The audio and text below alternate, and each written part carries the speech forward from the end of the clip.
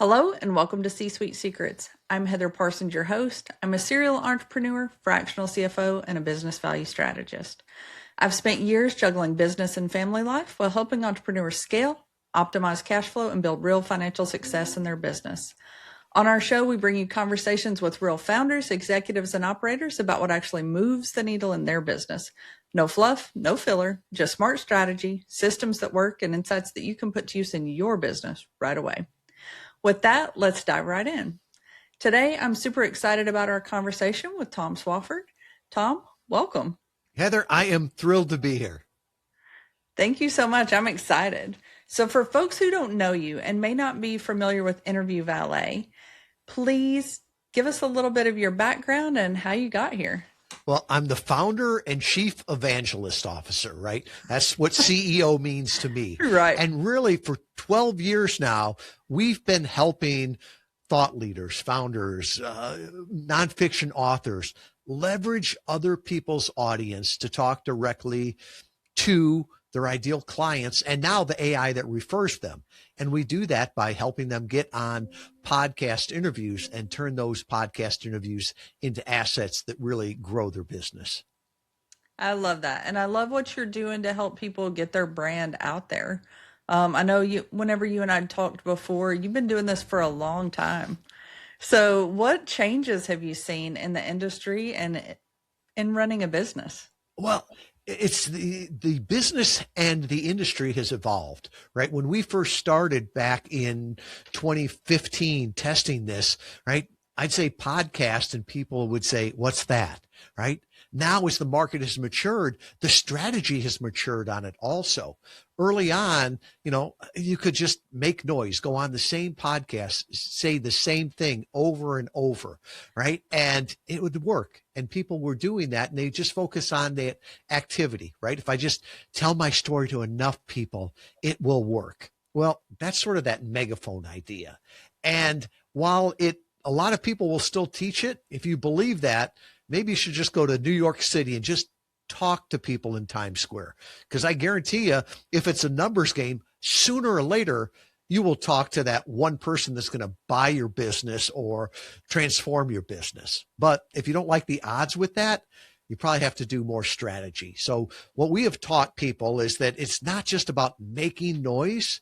It's about attracting the right people and repelling the wrong ones. It almost should be more like a magnet, right? When I hear people say, well, I want more leads. I want more sales calls, right? As a CFO, as an advisor there, those don't show up on the balance sheet. What we're trying to optimize is for value, right? That's profits.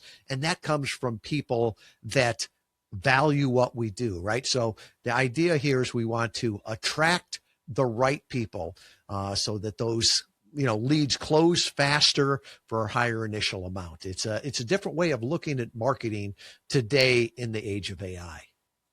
Yeah, absolutely. And I think, just to add a little bit to what you're saying there, I think as people evolve and grow in their business, really understanding who their ideal client is. What are you really trying to do with your podcast? As I think about our journey down the podcast rabbit hole, it evolves. Maybe people do come in initially or they start out thinking, hey, I'm trying to get more leads. But I truly believe that as you add more value, those leads and things come naturally. Nobody likes a used car salesman because they think they're always after something. And I don't think that getting leads in business or doing a podcast is any different. Well, and you would say naturally, I would say intentionally too, right? My mom used to tell me something when I was little, and it's something that I remind myself and, the podcast guests we work with, and it's think before you talk. And so often people just get on there and I just want to talk and I want to tell my story and I want to do this. And you have to stop and say, why am I doing this podcast? Why am I doing this podcast interview, right? What value do I want to bring? What do I want people to think, believe, and do after the podcast? And that that strategy is how you get business results from it as opposed to just activity. I love that, and one of the things that we try really hard to do here on the show is be super tactical. So if somebody is wanting to go out and be on podcast and they are trying to develop their message, what are a couple things they should think about as they're putting all of this together? Yeah. The first thing is that we are all selling preparation H, right? Nobody cares about your product or service. They care about the pain in the rear end, right? This is not they're not going on to a podcast to hear, oh, I just want to hear the next autobiography of someone. So Yeah. start with the pain that you solve, right? You're very clear about that. You help business owners make and keep more money, right? That's a big pain that people have, right? So that gets people's attention. If it didn't resonate with them, they wouldn't even get any further in the podcast. Then after you figure out what pain you want to talk about, then look at what's your point of view, right? Those things like I believe, right? I believe podcast should be a magnet, not a megaphone, right? I believe it's not a numbers game, it's a focus game, that sort of thing. Then look at it and say, how does my story support my point of view, right? You have your point of view from working with hundreds of businesses and seeing it from the other side of what works. I've seen it from helping people with podcast interviews for the last 11, 12 years. So you always want to start with the problem, then go to your unique point of view, then support it with your story. And too often people just will think, I just got to talk and tell my story. That's great, and I think that's some wonderful tactical advice because while people care a lot about their story, their clients probably don't. And I love the preparation H. I'm definitely going to recycle that for sure because I believe it's very true. So, in being in podcasting and in business for so long, what are some of the myths that you've seen or things that you initially started out thinking about running a podcast for your business that's changed over the years? We've done a whole series on this recently, and it's these common sense facts that aren't true. And so many times people will look at a podcast and say, well, everyone knows the best podcasts, right? The top ranking podcasts have the most ratings and reviews. Common sense fact. Until you actually look at the data. And we did this recently and looked at the Apple podcast, the ranking of the top 200 podcasts in business and health and wellness. That's the two verticals we work in. And Heather, it was like a scatter plot, right? There is no correlation to that, right? It really, older a podcast is, probably the more ratings and reviews have, right? Today, not a lot of people do that anymore. Heck, I don't even listen on Apple, so I'm not going to leave a rating and review there. So that's one. It's like, oh, well, that's how you can tell what a good podcast is. The other one is, oh, if they've got a lot of YouTube followers, then it's got to be a great podcast. Well, YouTube and podcasts are different platforms, right? There's some correlation there, but when you look at the data, nothing tracks there for the top podcast. Another one is they would have a big social media following. Well, not always, right? So it's these ideas of you can't just look at one metric and say, that's a good podcast. What you need to do is look at it in its entirety. And what you need to start with is the audience, right? Does their audience have my ideal clients in it, right? You can't say enough of the right things to the wrong people. And then the second thing is this a platform that I would be proud to be on, right? Do they share similar values? Do they share a similar viewpoint, right? If you were a podcast that was telling people how to make, the 6 hacks to make 6 figures in 6 seconds, I don't do those podcasts, right? Because that's not the way business works. So it's more of a art than it is a science. And I think as we get more and more data, sometimes people look at the data and make decisions that aren't supported by facts. That's really interesting. And there, you said one thing there that I really want to take a second and dive in on, right? About it being something that you would proud to be on and be a part of. This is a conversation my husband and I and a business partner that we work with have talked about a lot here lately. Because I think while having somebody on that's going to get you a lot of views or in your business that's going to get you a lot of media attention, may not always be a good thing, because if it doesn't align with your brand, it can do a lot more damage in the long run. And I'd love to hear your thoughts on that and how important it is as an entrepreneur. Well, we are judged by the company we keep, and not only judged by other people, but by AI. So when you go on and are seen with someone else, and that could be with a photo, it could be on an interview with them, that gets indexed, right? And people forget about that that's how people are judging them. So physicians have the Hippocratic Oath, right? Which is first do no harm. And I think business owners need to do that also, because who you tie yourself with can be very, very important on a positive or negative. And the people that do this well, once again, do it intentionally, right? You're down in Nashville. One of the best examples I have ever seen of this is Dave Ramsey, right? If you ever see a picture of Dave Ramsey with a friend, he's got his arm around him, right? If it's just somebody that comes up for a picture, you will see his hands buried in his front pockets, right?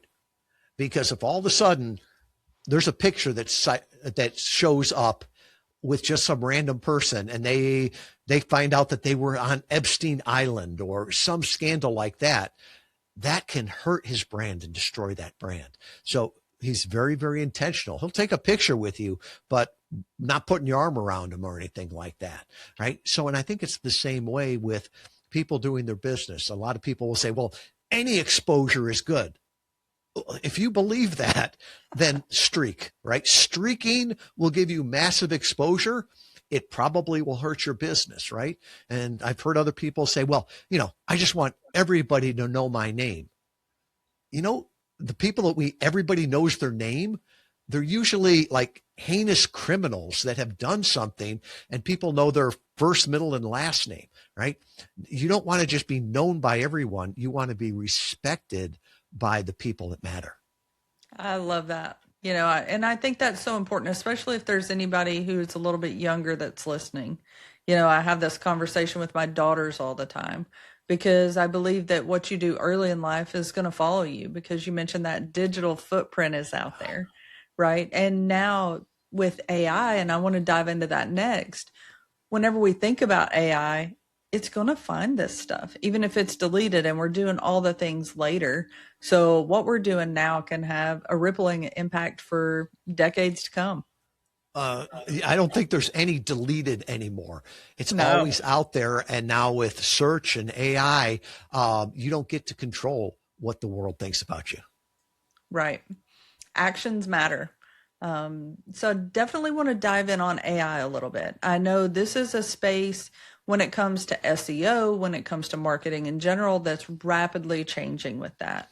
So how have you seen AI impacting the podcasting world? Well, in 2024, one of our clients came to us and said that they wanted to do podcast interviews because AI was indexing them now. And this is a major, major AI player. And they explained to us that there's something called model collapse or digital dementia. When AI trains on AI, it's like making a copy of a copy of a copy, right? It gets worse and worse. So it's always looking for new human content. And they largely believe that a podcast interview, right, us talking, is human content, right? Most of the internet is AI generated. So there is no doubt that AI indexes podcasts. The other thing is that they give us more credit for what is on other people's platform than on our own platform, right? So nobody cares what I say about me on my platform. It gets more value when it's on someone else's platform. And they're not just indexing keywords or tricky phrases. They're indexing everything, right? The values, what you believe, what you reject, everything. And that's why I think some of this now, people are taking like the old SEO tricks and applying it to AEO and saying, well, how do I rank with the search engines for AI? And they'll say, who is the best fractional CFO in Nashville? That's not how people ask AI anymore. right? No. AI knows all of your struggles from the last few months. And when the idea of getting a fractional CFO always comes up, they're pulling all of that different context. They know who you are, what kind of business you are. So it's not, did I rank the highest? That was SEO, right? It's the context. Does there have enough context out in the world for AI to pick me and recommend me over everything else, right? To me, it's almost as silly. I'm showing my age now. In the phone book days, you would call yourself Acme CFO. Why? Because you'd be the first in the list there. When somebody went to to your section of the yellow pages, it's almost like that same thing. Now people are, oh, I can trick AEO or the AI engines into recommending me. You're not tricking anybody. You're playing an old game that doesn't work anymore. I love that. And it makes me think about how long term of a game this is, right? So it's not about, and I'd love your thoughts on this. Whenever I think about marketing and I think about my brand and all of the things, and I know a lot of my clients think the same way, it's a very long term strategy and situation. So what's the difference between guesting on podcast versus having your own podcast, and how that helps you show up from an AI perspective or marketing in general? I don't think it's an either or, right? It's what are your goals? And it's like, should I be an Uber driver or an Uber passenger? Well, it depends what your goals are. And it's the same thing for hosting or guesting, right? So first of all, if you're a host, man, it is a great way to nurture your current leads, to nurture your current clients, to build relationships in the industry by having people on your podcast. So that's being a host, right? But the idea of if I build it, they will come, that doesn't work, right? It hasn't, and in podcasting, it probably hasn't worked in 15 years. You're not going to be an overnight success with your podcast. So being a guest is how you would go out there and get new exposure, how you would get known by different people. So I think the people that are doing it best are doing both, right? They're hosting their own podcast, but they're also getting out on other people's stages, right? If you look about it, think about it from a public speaking standpoint. There are some people that go to other people's conferences and talk, right? They're seen as experts. Then there's other people that have the conferences. They are also experts, but when they get invited, they're probably going on other people's stages too. I love that. I think that's some great information and great advice. So I know you've worked with tons of clients with Interview Valet and really helped people get more brand recognition and meet those goals you're talking about. So what separates the clients who get unbelievable results from the ones who don't? That's a great question. And there's one word that came to mind as you were saying that: mindset, right? Mm-hmm. And as you were talking before, do you see this as a marathon or a sprint, right? If somebody says, can I try it for a month?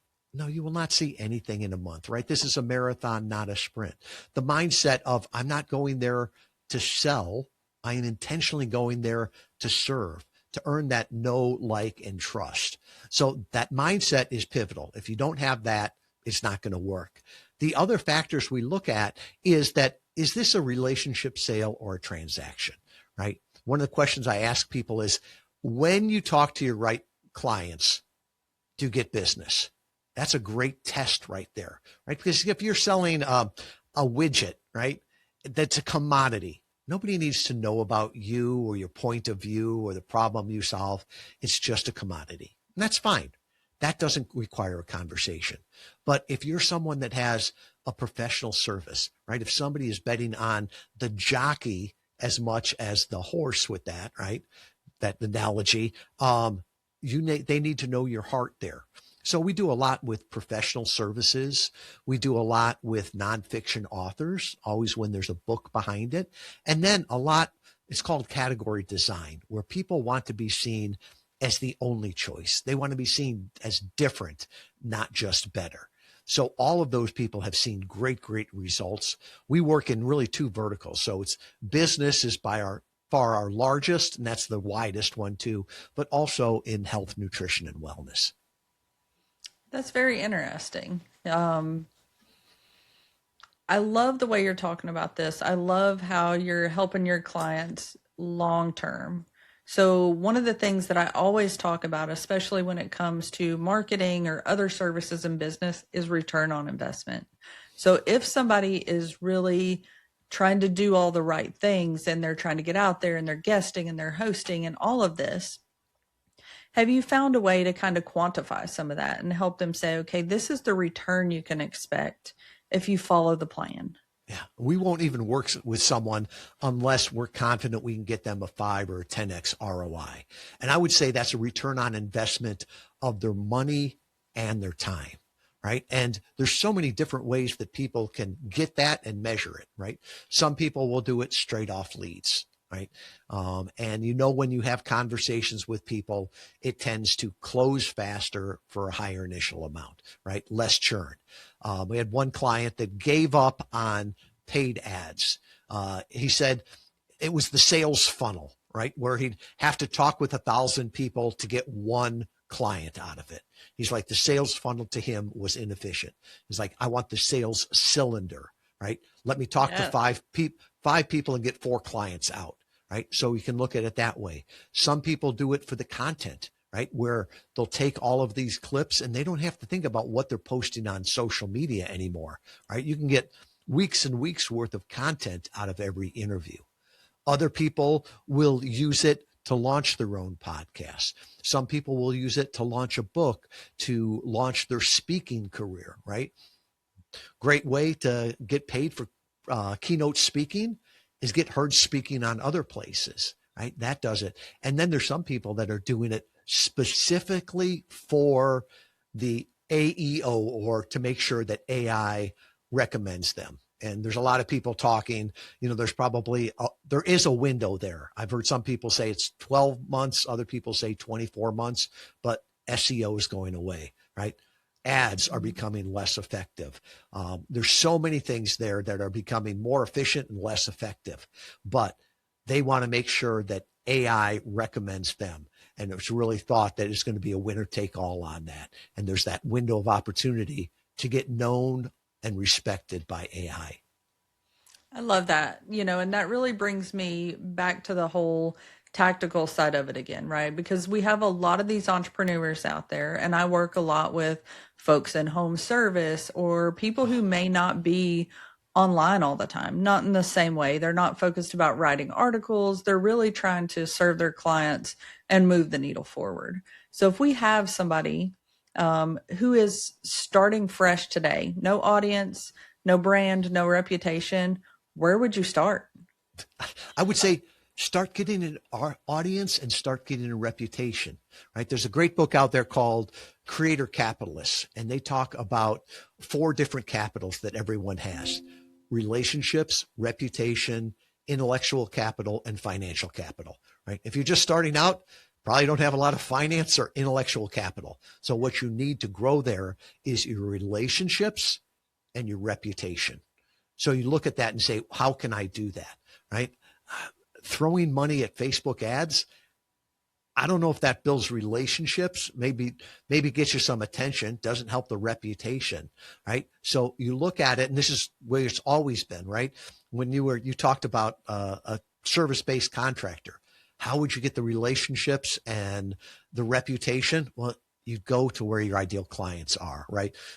Go to the Rotary Club, be part of that, speak at the Chamber of Commerce or the country club, whatever it was. That's what worked 50 years ago, right? Might still work today. But you can use the tools that we have today to do that same thing, right? Speak where your ideal clients are. Get those relationships, right? You also have the relationships with the host that's going to pass through, and then you're going to get the reputation. And as you were talking about home-based businesses there, we just hired somebody for our home, right? Before I let somebody into my home, around my family to do all this work, it was a recommendation from a friend. We actually saw them working on their house and it was so beautiful. We stopped by and started talking with them. And that's how it worked, right? just because I put something into the internet and all of a sudden started to get all of these spammy leads and texts and all the rest of that, to me, that was a reason not to work with somebody, right? They had the attention, but what they were doing was losing the trust. So I think today more than ever, get that reputation and get the relationships. I think that's great. And as I think about business as a whole, a lot of things, I talked to a lot of people about this. I talked to 3 people about it yesterday, in fact, is about business is just business. And 80% of that hasn't changed much. So I would love to hear what are some of the things that have been super consistent as you guys have been in business, and what's been a few things that have changed a lot in how you run your business and what really matters. So, I agree with you. The fundamentals of business don't change, but as a market evolves, your business has to evolve in it too. So early on, 12 years ago, there wasn't any data, right? It was more podcast guessing than podcast guesting, right? And now the data exists, not to replace us, but in order for us to do the job better. So I think with all of us, the fundamentals are there, but man, the tools that we have are so much more powerful, right? And we've got to learn to do that tools. The other thing too is that the AI and the tools we have, everyone can use those, right? They're a tool, but tools are amplifiers. And someone taught me this down in Franklin, Tennessee. Dan Miller from 48 Days to the Work You Love, he had an artist come in and carve a eagle in a dead tree, right? Used a chainsaw to carve it. That same winter, I almost cut my leg off with the chainsaw. And I've always remembered that, because all these tools we have, a tool is just an amplifier of brilliance or ignorance, right? You can use a chainsaw to cut your leg off or carve an eagle. You can use AI and automation to connect with people or spam them. You can use it to build your relationship and your reputation or destroy it. So one of the things that I like is that it's an amplifier. And I think people that have good hearts and are trying to do the right thing, they can use this to do it better. People that are trying to scam people, I think they'll be figured out much, much quicker. I like that. And I couldn't agree more, and as you're talking, one of the things that came to mind as well is how important it is to be authentic right now.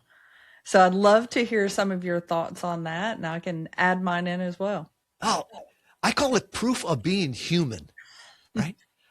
Over the last, I don't know, 6 months or so, every time I look at something, I'm like, was this really an email from Heather, or is this AI, right? Yeah. And it's like, oh, semicolons, right? I don't use semicolons or No. M dashes, all of these things. And all of a sudden, there's that break in trust where if I think it's AI, I lose a little bit of respect there, or I get a call from someone, right? And all of a sudden it's like, oh, this is a robocall, or, even sometimes now in the videos, they're all AI generated. And I think that breaks trust. The reason that AI is indexing podcast interviews is because they know they're human. Even they value that. So when people will talk and say, well, I'm not a good speaker because I use filler words. Count how many filler words I use. Or I'm from Chicago originally. So anything that ends in ing, right? I just drop the G. And it's those things that make people human. And it's weird. People are looking for that authenticity, and it can either raise your reputation or destroy it. So I always look at that and tell people, you don't have to be perfect. You just have to be you on the podcast interview. And once again, people are either going to resonate with it or they won't, right? If somebody doesn't like the way I drop G's, they've got something against people from Chicago, that's fine. No bad blood against them, but we're not going to work well together. Right. And I think, as people mature in business, and I'd love your thoughts on this too, the less it matters, right? So I realized a long time ago I'm not everybody's cup of whiskey, and that's okay. You know, there's enough clients out there for everybody. There's enough room for you to be who you are. And I love how you're talking about speech. I'm from Appalachia and Upper East Tennessee, so colloquialisms and, you know, a very strong Southern accent is just part of it. And if people find an issue with that or they don't think it's intelligent, there's more people out there that can serve them well, and you know they'll be the ones missing out. And I love that example that you just used when you said, I'm not everybody's cup of whiskey. I was like, I love that, right? I was expecting cup of tea, and I'm sure there's a lot of people that's like, oh, whiskey, no, that's fine, right? If that turned them off, God love them. It doesn't mean you're bad or they're bad, but you're not a good fit. I heard that and I'm like, oh, here's a person that's real, right? And so I think that's one of those things where if we try to appeal to everyone, we appeal to no one. There's a great copywriter out there, Rick Bennett. He's known as the assassin of marketing. He wrote some of the great copy for Oracle in the early days. And I always liked something he said was that God hates a coward and the market just ignores them. And so it's this thing is, if you're afraid to say who you are, what you believe, if you want to be lukewarm, right? Nobody's going to remember you. They're just going to spit you out. I agree. And I appreciate that. That's what I always say. I passed being a cup of tea a long time ago, and some people are here for it and some aren't, and I'm okay either way. So, but, I think it's really good to talk about some of these things because I know I have a girlfriend of mine who's in the Virginia, Maryland area, and she's scared about the reaction that she's going to get doing some of this stuff. So I'd love to hear your thoughts on how do people kind of get over some of that initial need. Well, let me rephrase that. Needing some thicker skin, and moving into doing some things that are different and scary, but are definitely rewarding. Yeah. I just had this conversation with someone, and I sign all of my emails, Heather, and you've probably seen this with stay strong. The world needs to hear you now more than ever. And I do it as an encouragement to other people, but also as a reminder to yourself. So if I was talking to your friend there, I would just say, what you could do could help people, right? You know that you could help them. And we just have to get over that of, well, what will they think of me? You can't control that. That's on them. You can only put that message out there. If they take it and want to work with you, that's fine. If they don't, that's their decision. So it's really that idea of being strong, right? There's a great YouTube video of Penn Jillette, of Penn and Teller. And I always, he tells a story. He's a devout atheist. And he tells the story of someone he respected that came up to him and gave him a Bible. And he's like, everybody else thinks I'm going to hell and won't say anything to me. But he said, this person took that step out to say something to me. And he's like, how bad do you have to hate someone to think they're going to hell and not say anything to them? And he's like, if you saw me stepping in front of a bus, would you just say, I'm not going to say anything? It could be awkward. No. And so it's that same thing. Put it out there. If you believe you can help someone as a business owner, right? You've got that, I would say, an obligation to try to help them. Now, the obligation is also on their part to either say yes or no, and you can't control that. But I would just encourage, stay strong. The world needs to hear you now more than ever. I love that. And I think that is so great, And another thing that I talk to my girls about a lot when it comes to this is it's not all about you. It's very difficult whenever everything revolves around you and what you think. And I love hearing you say that as well, because if you focus it and reframe it on helping others, then it's not quite so scary. And I think the older you get, maybe it's that wisdom that comes with that. When you're younger, you think everybody's looking at you. When you're middle-aged, everybody's talking about you. And then you get older and realize we're all too busy, right? We're just focused on our own lives there too. And that's why, going full circle there, people are just worried about their problems. And if all of a sudden they're hearing something that could solve their problem, now they want to hear you. And doesn't matter what your accent is or how many filler words you use. I love it. That also takes me back to, you guys have been in business for a really long time and had a chance to help a lot of people. So when it comes to business and running your business, how has technology and AI maybe helped advance the way people are pitching to you, or people are being seen, or getting their information out there? Um, I'm going to talk about it from our standpoint here. And I think as a up and comer, I think people are trying to use the technology. There's something about in business, once you hit, I don't know, it's about the 8-year point or so, your reputation capital gets so large that you don't have to play all the other games, right? We don't do cold email outreach. We don't do ads because it made a lot of attention, spent a lot of money, probably would keep a few sales development reps busy, but it'd be kissing frogs, right? No, you get to a certain point where it can attract the right people, right? That reputation, you've got that flywheel moving fast enough right there. So one of the things that I have seen that I am so excited about with technology is how we can test things so quickly, right? Oh, yeah. It used to be we'd have an idea and say, well, does this work or doesn't this work? Well, I've got a feeling that this works or something like that. And now with AI, we can use it as a thought partner to say, what does the data say? Let's test this and let's see the results. And Heather, let me give you a great example here. We've been doing this for 11 years. I'm an engineer by degree, so we capture everything, we measure everything.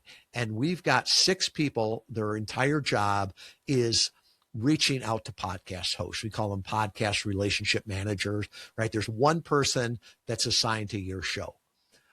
When we look at the data, the difference between the lowest performing one and the highest performing one is plus or minus 30%. And for years, we have been trying to figure out what that is, right? We've trained, we've looked at it, we've done different tests. Nothing ever moved the needle on that. And people were frustrated. They're like, what can I do to be better? And I'm like, I don't know. Well, recently, we were able to go into AI and it looked at the last 6 months of our interaction with hosts. Something that if I paid interns to do, they couldn't. And it came back and he said, these are the 3 things that is the difference between the high performers and the low performers. We took that to the team. They're like, finally, thank you.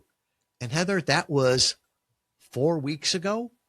And 2 weeks into it, the yes rate, which is what, the invitation rate is what we're measuring there, is already 20% higher across the board, right? And that's something that we've been trying forever, but now we can have an outside viewer, right, look at the data and really make decisions. So I look at that and say, we are no longer controlled or limited by the technology. We're limited by the curiosity and the questions we ask. I love that. And I think that's such a great use case for AI, because it gives you the data faster. It gives you the things you're looking for that you don't have the time or the resources to put into it. So I love what we've talked about today. I have thoroughly enjoyed the conversation. I have one final question for you before we wrap up. I would love to know, what's one secret that you wish you would have known starting out in your business? What's ordinary to you is amazing to others. And I think that's probably going to be chiseled on my tombstone. I was going to say, you can see it on a coffee cup. Somebody gave it to me. And it's this idea that we downplay what we know, right? We underestimate what we know and we overestimate what other people know, right? What they know is amazing. What I know is just ordinary. But really, what you have learned could help other people. And once again, like your friend there was, you referenced, what she knows could help so many people. But it's ordinary to her. It's amazing to others. So that's something that I talk with all of our clients about, to give them the courage to go out there and share their amazingness with their ideal clients and the AI that refers them. I love it. Well, thank you so much. And before we wrap up, for our listeners, if they want to learn more about you and what you're working on, what is the best way for them to reach out? Yeah, just come back to Interview Valet with a V.com/C suite, right? We'll make it easy. Just the letter C and then suite. And I'll have a page there. It's a copy of my book. You can buy it on Amazon, or you can get a free copy there. We've got an AI Tombot, right? A clone. You can ask it any question. It's trained on all of my podcasts and my books. Or if you'd like to talk with me, I'll put all my social media there, and also a link to my calendar. Awesome. Thank you so much. And thank you to everybody for listening to C-Suite Secrets. If you have found today's episode as valuable as I have, be sure to hit that like and follow button. But most importantly, share this episode with somebody who's building a business. And if you're at the point in your business where you're working hard and your business is growing, but you're not keeping as much cash as you should, or your numbers feel like a mystery, that's why we've built our one room experience. In one room, you get your very own banker and CFO to help you with your business. They're there to help you simplify your numbers, understand what's actually driving profit, and help you start making decisions like a financially minded CEO. If you want more information between episodes, join us on Facebook at C-Suite Insiders Group, or come find me on Instagram at Heather Parsons Official. Until next time, keep growing, and remember, you don't have to do this alone.